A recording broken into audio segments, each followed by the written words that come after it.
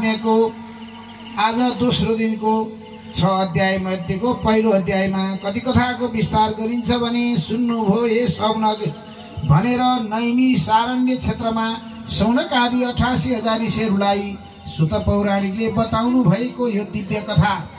त्यही कथा ल्याएर सनत कुमार मुनिहरूले नारद मुनिलाई बताउनु भएको र त्यही नारद मुनिले फेरि ज्ञान वैराग्य र भक्तिलाई बताउनु भएको यो उपदेश मूलक कथा हामी पनि यस गोकर्णेश्वर त्रिवेणी धामको परिसरमा हजुरका सामु बताउन गइरहेका छौँ। हजुरले ध्यानपूर्वक सुनिबक्सेला भन्दै हिजोका दिनमा हामीले कथा श्रवण गर्ने विधि के हो, कथा श्रवण गर्दा अपनाउनु पर्ने विभिन्न नियमहरू के छन् त्यो बताएका थियौँ भने आज आएर नारद मुनिले भक्ति र ज्ञान वैराग्यलाई भेट गर्नु भएको कथामा आधारित अत्यन्तै मार्मिक कथा छ। हजुरले हामी सबैले सुन्नै पर्ने जीवन उपयोगी शास्त्र भएको हुनाले, हाम्रो जीवनसँग सम्बन्धित शास्त्र भएको हुनाले यो सुन्नै पर्ने,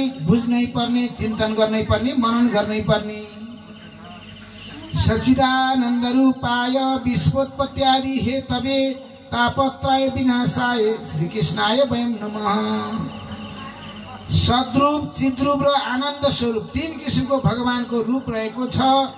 संसारको सृष्टि गर्ने, स्थिति भनेको पालन गर्ने र संहारका कारण कृष्ण परमात्मालाई आध्यात्मिक, आदि दैविक र आदि भौतिक गरी 3 किसिमका ताप नाश गर्नको लागि हामी नमस्कार गर्छौँ। भगवान कृष्णलाई सम्झ्यो भने, हामीलाई आपत परेको बेलामा भगवानलाई सम्झ्यो भने, भगवानको नाम लियो भने 3टा तापहरू नष्ट भएर जान्छन्। एम प्रवर्जन्त मनुपेत मुपेत कीर्तम दैपाहिनो विरहका तर आजुहाव पुत्रेति तन्मयतया तरवो भिनिदुस तम सर्वभूतम हृदयम मणिमान तस्मी। भगवान वेदव्यास आफ्ना सुपुत्र सुखदेव स्वामीलाई उपनयन संस्कार नहुँदै जसको व्रतबन्ध भएको थिएन, सानै उमेरमा नै आफ्नो छोरा सुखदेव घर छोडेर हिँडिदिनु भयो।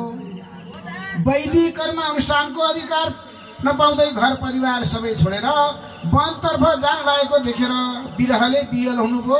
अब आबु बुढेसकाल भइसक्यो, छोरा सानैमा घर छोडेर विरक्त भएर हिँड्छ भने साह्रै बाबालाई चिन्ता हुने नै भयो। त्यसै अवसरमा उहाँले भन्नुभयो, ए बाबु, ए छोरा, तिमी मलाई एक्लै छोडी कहाँ जान लागेका, नजाऊ बाबु भनेर पढाउनु भयो। त्यसबेला ज्ञानद्वारा सर्वात्मा हुनुभएका सुखदेवको प्रभावका कारण सुखदेवमय भएका वृक्षहरूले उत्तर दिए, तर उहाँ फर्किनु भएन। सुखदेवजी गएको गए गर्नुभयो, पुरै घरबार त्याग्नुभयो। नैमिषे सुतमासीनम मविपाद्य महामतिम कथा मृतर स्वाद कुशलम सौनको ब्रवीत। भगवानको कथा पीयूष पान गर्न कुशल सौनक मुनिले नैमिसारण्य नाम गरेको तीर्थमा विराजमान हुनुभएका अत्यन्त उच्च मेघले युक्त हुनुभएका सुतजीलाई अभिवादन गरेर भन्नुभयो। के भन्नुभयो भने सुनिबक्सेला, अज्ञान ध्वंस विध्वंस कोटि सूर्य समप्रभ सुत्याखाई कथा सारम हम कर्ण रसायनम। अज्ञानको अन्धकारलाई ध्वंस गर्ने, जसको शरीरमा अन्धकार छ, जो मूर्ख छ, जो काम छ, क्रोध, लोभ, मोह, मद, मात्सर्य बोकेर हिँडेको छ, घमण्डी छ, अहंकारी छ, ती अज्ञान सबै अज्ञान हो। ती अज्ञानलाई, अन्धकारलाई ध्वंस पार्न कोटि कोटि सूर्य समान प्रकाशले सुहाउनु भएका हे सुतजी, मेरा कानलाई सरस तुल्याउने, आनन्द प्राप्त गर्ने भगवानको कथाको सार सुनाइदिनुहोस्। अब यो श्रीमद् भागवतमा के सार छ त त्यस्तो अचम्मको, त्यो हामीलाई राम्रोसँग सुनाइदिनुहोस् प्रभु। भक्ति ज्ञान विरागातो विवेको वर्धते महान माया मोह निराशश्च वैष्णवै क्रियते कथम। भक्ति ज्ञान र वैराग्यद्वारा प्राप्त हुने उच्च स्तरीय विवेक कसरी वृद्धिशील हुँदै जान्छ, मानिसको मनमा ज्ञान कसरी प्राप्त हुन्छ र वैराग्य कसरी प्राप्त हुन्छ, त्यो सबै हामीलाई बताइदिनुहोस्। संसारी दुःखले पीडित भएका त्यस्ता प्राणीहरूको अन्तःकरण शुद्धि कसरी हुन्छ, संसारी झमल्यामा परेर बसेका, माया मोहमा फसेर बसेका, छोराछोरी भन्यो, सम्पत्ति भन्यो, घर भन्यो, परिवार भन्यो, भन्दा भन्दै जीवन गइसकेको हुन्छ। त्यसमा अल्झिएर बसेका प्राणीहरूको मुक्ति कसरी हुन्छ प्रभु? कल्याण मङ्गल गर्ने साधनहरूमा पनि सर्वोत्तम कल्याण मङ्गलकारी एवं पवित्र तुल्याउने साधनहरूमध्ये सबभन्दा पवित्र, चोखो र निरन्तर भगवान कृष्णलाई दर्शन गराउने जुन साधन छ त्यो हामीलाई राम्रोसँग बताइदिनुहोस् भनेपछि सुत भन्नुहुन्छ, हे सौनक मुनि, प्रीति सौनक चित्ते अतो बच्मी विचार्य च सर्व सिद्धान्त निष्पन्नम संसार भयनाशम। हे सौनक मुनि, तपाईँको मनमा भगवानका प्रति प्रेम वा भक्ति देखेको हुँदा विचार गरेर सबै उत्तम सिद्धान्तको निष्कर्ष निरूपण गर्दै आवागमन चक्रमा भोग्नुपर्ने जन्म र मृत्यु। मानिसलाई सबभन्दा ठुलो डर के छ भने कसरी मरिएला भन्ने डर छ।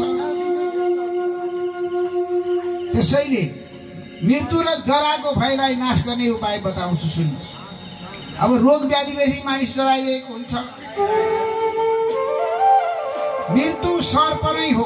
अब हामीलाई काल रूपी तक्षक पढेर आउँछ, 7 दिनमा एक दिन हामी मर्ने हो। त्यसैले 7 दिनमा तक्षक नाग भएर आउँछ काल। जसरी महाराज परीक्षितलाई तक्षक रूपी काल भएर आएर भस्म गरेको थियो, त्यसैले कलीमा काल रूप सर्पको गाँसमा परिन्छ कि भनी डरले सधैँ सताइरहन्छ। काल रूप सर्पको गाँसमा डरलाई पूर्ण रूपमा हटाउनको लागि भगवान सुखदेवले श्रीमद् भागवतको शास्त्रको उपदेश गर्नुभयो। अब कसरी उपाय गर्ने, कसरी तर्ने, मानिस कसरी तर्छन्, उपाय के छ, यो संसारी जालबाट मुक्त पाउने उपाय के छ भनेर सोच्नका लागि, तर्नका लागि उपाय सोध्दै जाँदा श्रीमद् भागवत शास्त्र बनाउनु भयो। आफ्नो अन्तःकरणलाई शुद्ध र पवित्र तुल्याउन श्रीमद् भागवत महापुराण भन्दा अर्को कुनै उपाय छैन।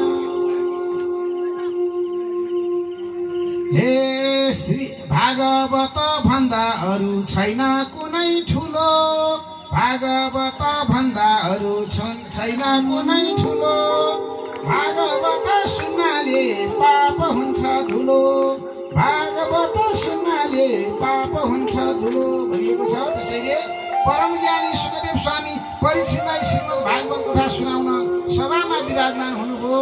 अमृतपूर्ण कलश लिएर देवताहरू त्यहाँ आइपुग्नुभयो। सुखदेव स्वामीले देवताहरूलाई भगवानका भक्त होइनन् भन्ने कुरा बुझेर श्रीमद् भागवत कथा तिनीहरूलाई दिनु भएन। के भनेको छ भने भगवानलाई पनि भागवत सुन्ने अधिकार हुँदैन सबैलाई। त्यसैले यो चाहिँ भाग्योदयेन बहुजन्म समर्जितेन, भाग्यको जन्म जन्मान्तरको भाग्यको उदय भएपछि मात्र हजुर सत्ता सुन्ने मौका प्राप्त हुन्छ। त्यसैले यो मौका हो, हजुरले ठुलो मौका पाउनु भएको छ। यस गोकर्णेश्वर धाममा बसेर कुनै देवादेव महादेवको अगाडि सामुन्ने बसेर उहाँलाई साक्षी राखेर हामीले श्रीमद् भागवत महापुराण जस्तो गरिमामय शास्त्र सुन्न पाएका छौँ। तराजुमा श्रीमद् भागवतको कथामृत पान गर्नाले राजा परीक्षितलाई संसार सागरबाट मुक्त हुन पाउने बनाइदिएको थियो। 7 दिन उहाँले सुनेको कारणबाट उहाँ मुक्ति भएर जानुभयो। ऋषिहरूले कलियुगका सन्दर्भमा श्रीमद् भागवत शास्त्रलाई भगवानको रूप मान्नुभएको छ। संसारको प्रपञ्चबाट मुक्त हुनुभएका भगवानको भक्तिमा तल्लीन कुनै पनि एक ठाउँमा स्थिर भएर नबस्ने नारद मुनिलाई 7 दिने सप्ताहको विधि सुन्न किन अभिरुचि भयो भनेर सोध्ने प्रश्नमा अत्र ते कीर्तयिष्यामि फलानकं सुकेन मम यत् प्रोक्तं रहस्यस्य विचार्य च। यस विषयमा म तपाईलाई एउटा भक्तिमय प्रसङ्ग बताउँछु, सुन्नुहोस् है भन्नुभएको छ। एक दिनको कुरा हो, नारद मुनि बद्रिकाश्रममा सत्सङ्ग गर्न 4 जना निर्मल अन्तःकरण भएका ऋषिहरू आउनुभयो। उहाँहरूले त्यस पुण्यधाम बद्रिकाश्रममा देवर्षि नारदलाई देख्नुभयो। अनि ब्रह्माजीका पुत्रहरू सनक, सनन्दन, सनातन, सनत कुमार 4 ऋषिहरूसँग भेट भयो र 4 ऋषिहरूले हे ब्रह्मपुत्र नारदजी तपाईको अनुहार किन निराउरो छ? यहाँ किन तपाईँ मलिन अनुहारका हुनुहुन्छ? किन तपाईँ चिन्तातुर देखिनुहुन्छ? यहाँबाट हतार गर्दै तपाईँ कहाँ जान लाग्नुभयो भनेर सोध्नुभयो। देवर्षि नारद भन्नुहुन्छ अहम तु पृथ्वी यातो ज्ञात सर्वोत्तमामिति पुष्करम च प्रयागम च काशी गोदावरी तथा। महाराज तीर्थद्वारा सेवा गरिएकी भगवान एवं महापुरुषहरूद्वारा पवित्र लीला एवं कार्यद्वारा पवित्र बनाइएकी पृथ्वी सबै लोकहरूभन्दा उत्तम छिन् भन्ने जानेर म नै पृथ्वीमा आएँ। यहाँ आएर पुष्कर गएँ, प्रयाग गएँ, काशी गएँ, गोदावरी गएँ, हरिद्वार गएँ, कुरुक्षेत्र गएँ, श्रीरङ्ग गएँ, सेतु बन्धन नाम गरेका ठुल्ठुला तीर्थ घुमेँ। अहिले यो पृथ्वीलाई अधर्म पापको मित्र कलियुगले साह्रै सताएको छ। अहिले कलियुगको जमाना, कलियुगमा ले गर्दाखेरि सबैलाई ग्रस्त बनाएको छ। यो डरलाग्दो कलिकालमा कहीँ सत्य अत्याचारण छैन, तपस्या छैन, पवित्रता छैन, दया छैन, दान जस्ता सत्कर्म छँदै छैन। त्यसो भएको हुनाले कलियुगमा साधु सन्त ऋषि मुनिका आश्रमहरू तीर्थहरू सबै नष्ट हुँदै गएका छन्। योगी सिद्ध ज्ञानीहरू पनि सत्कर्म गर्ने सबै मानिस हराइसके भने कलिको कारणले सबैमा प्रभाव पारेको छ। हजुर म यसरी घुम्दै जाँदा मैले एउटा आश्चर्य देखेँ। म त्यसबारे बताउँछु भन्नुभयो नारदले। र उहाँ सनत कुमारीहरू सोध्नुहुन्छ ल भन्नुहोस् भनेपछि तपाईँले सुन्नुहोस्। त्यहाँ एउटी युवती मनले अत्यन्त सन्तप्त भएर बसेकी रहेछन् बाटामा। ती युवतीको नजिकमा अचेत अवस्थामा रहेका जोडकोले सास फेरिएका भुइँमा लडेका 2 वृद्ध पुरुष पनि रहेछन्। ती दुईले नजिकमा बसेर ती 2 जना बुढाहरूको अगाडि बेसरी रुँदै तिनीहरूको सेवा गरिरहेकी रहेछन्। उनी ती अचेत बुढाहरूलाई जगाइरहेकी बेलामा आफ्नो शरीरको रक्षा गर्ने भगवानलाई दशै दिशातिर हेरिरहेकी हुनाले चारैतिर रहेका सयौं सेविकाहरूले पंखा हम्केर सेवा गरिरहेका थिए। मैले त्यस्तो अचम्मको दृश्य देखेँ। अनि अलि टाढाबाट यस्तो दुःख देखेर मेरो मनमा साह्रै चिन्ता लाग्यो र म त्यहीँ गएँ। मलाई देखेर ती युवती तत्काल उठिन् र त्यसपछि व्याकुल हुँदै भन्न लागिन् भो भो साधु क्षणं तिष्ठ म चिन्ता म विनाशय दर्शनं तव लोकस्य सर्वपाप सर्वथा हरं परम। युवतीले भने हे सज्जन केही बेर यहाँ रोकिनुहोस्, हजुर मेरो चिन्तालाई पनि निवारण गर्नुहोस्। हजुरको दर्शन पाउँदा संसारका मानिसहरूको सबै पाप नष्ट हुन्छ। हजुरको वचनले अवश्य पनि दुःखको शमन हुनेछ। भाग्यको प्रचुरता हुँदासम्म हजुर जस्ता मनुष्यको दर्शन पाइन्छ। नारदले भन्नुभयो हे युवती तिमी को हौ? यी 2 वृद्ध पुरुष को हुन्? यी कमल नहिनी नारीहरू को हुन्? हे देवी विस्तार मलाई बताऊ भन्नुभयो। युवतीले भनिन् म भक्ति नामबाट चिनिएको छु, मेरो नाम भक्ति हो। यी 2 जना मानिस ज्ञान र वैराग्य नाम गरेका समयका प्रभावले जर्जर बनेका साथै बुढा भएका मेरा छोराहरू हुन्। छोराहरू बुढा छन्, म भक्ति हुँ। म अहिले 2टा छोराहरूलाई कुरेर यसरी बसिरहेको छु। यी सुन्दरीहरू मेरा सेवामा आएका गंगा आदि नदीहरू हुन्।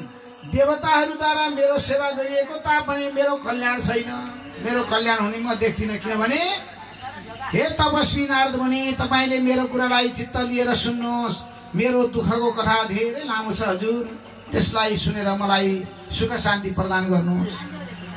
देवर्षि नारदजी म द्रविड देशमा पैदा भएँ, कर्नाटक देशमा हुर्किएँ, कहीँ कहीँ महाराष्ट्रमा पनि हुर्किएँ, सम्मानित भएँ। तर गुजरातमा पुग्दा म बुढी भएँ। यस्तो अवस्था भयो गुजरात देशमा घोर कलियुगका कारण पाखण्डीहरूले मेरो अङ्गभङ्ग गरिदिए। म दुर्बल भएँ। अहिले म वृन्दावनमा आइपुग्दा परम सुन्दरी एवं रूपवती भएँ।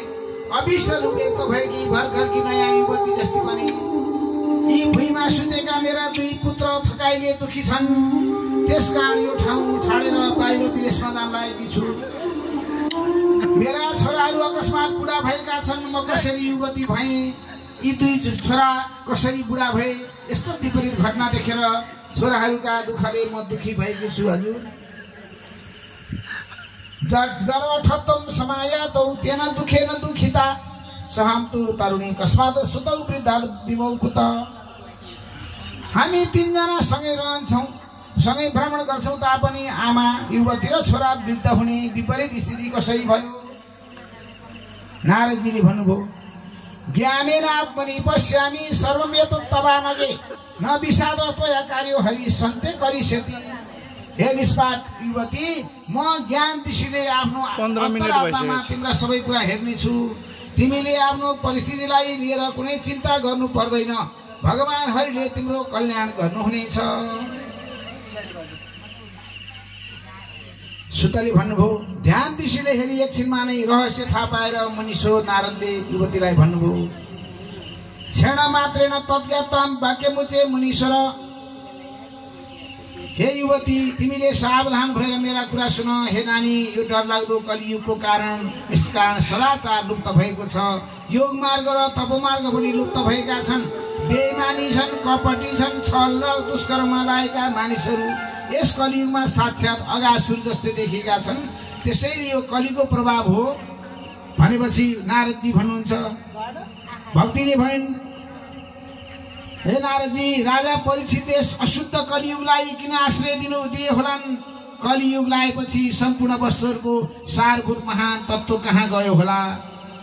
परम करुणामय भगवान हरिले पनि यस्तो कलिकाल जन्य अधर्मलाई कसरी हेरिरहनु भएको छ? हजुरले मेरो संशय निवारण गर्नुहोस् भनेपछि यदि पृषतया बाले प्रेमत श्रवणं कुरु सर्वपश्यामि ते भद्रे कस्मात् गमिष्यति। हे युवती, यदि तिमीले प्रेमपूर्वक सोधेकी छौ भने हे कल्याणी सुन, म तिमीलाई सबै बताइदिउँला। जुन समयमा भगवान मुकुन्द रूप श्रीकृष्ण पृथ्वी छोडी आफ्नो परमधाम वैकुण्ठ जानुभयो त्यस समयदेखि सम्पूर्ण साधनहरूमा अवरोध पुर्याउने कलियुग आएको हो। राजा परीक्षितले दिग्विजयको समयमा आफ्नो शरणमा आएका कलिलाई देख्नुभयो। भमरा जस्तै सारगरी बनेर कलिलाई मार्न हुँदैन भन्ने निधो गरिदिनु भयो। कलौ केशव कीर्तनाथ, कलिमा भगवानको भजन गर्नाले मुक्ति भइन्छ, त्यसैले सजिलो उपाय रहेको छ। अहिले कलिकाल आइसकेपछि मानिसहरूले सर्वाधिक कुकर्माचरण गरेकोले प्रत्येक वस्तुबाट सार निस्केर गयो र सुत भन्नुहुन्छ यदि तद्वचन श्रोता विस्मय परमं गतां भक्ति रुचे बचौ भूय श्रोता तच्च सौनकम्। हे सौनकजी, देवर्षि नारदजीका कुरा सुनेर भक्तिलाई अत्यन्त ठुलो आश्चर्य भएर त्यसपछि भक्तिले नारदजीलाई जुन कुरा भनिन् यो सुन्नुहोस्। हे देवर्षि नारदजी, हजुर धन्य हुनुहुन्छ। मेरो सौभाग्यले हजुर यहाँ आउनुभयो। संसारमा हजुर जस्ता सज्जन सन्त र महात्माको दर्शन सर्वसिद्धिदायक छ। हे नारदजी, हजुरको एकै पटक उपदेश पाएपछि कयादु नाम गरेका हिरण्यकश्यपका पत्नी कयादुको गर्भबाट जन्मेका लाद, अनुलाद, सम्राट र प्रहलाद नाम गरेका 4 भाइ छोरा थिए। हिरण्यकश्यपका कान्छा प्रहलाद नाम गरेकी आमाका छोरा प्रहलादले संसारमा मायालाई बसमा ल्याउनुभयो। हजुरकै कृपाबाट उत्तानुपातका पुत्र ध्रुव पनि ध्रुव पदमा प्राप्त गर्नुभयो। यस्तो सबैको कल्याण गर्ने ब्रह्माजीका मानस पुत्र देवर्षि नारदजीलाई प्रणाम गर्दछु भनेपछि नारदजीले फेरि सोध्नुभयो अब के सुन्न चाहन्छौ भनेको अब चाहिँ भगवानको भक्ति गर्नाले मेरा ज्ञान वैरागी नाम गरेका छोराहरू कसरी उठ्छन् त्यो पनि मलाई बताइदिनुहोस् प्रभु भनेपछि यो जी भोलिका दिनमा बताइदिनु भयो छोइ भन्नुभयो भन्ने समय कथा यस प्रसङ्गबाट। जय बोलो श्रीमद् भागवत महापुराणको जय, संध्याकालीन महात्म्यको जय, पुराण पुरुषोत्तम भगवानको जय। भक्ति भजन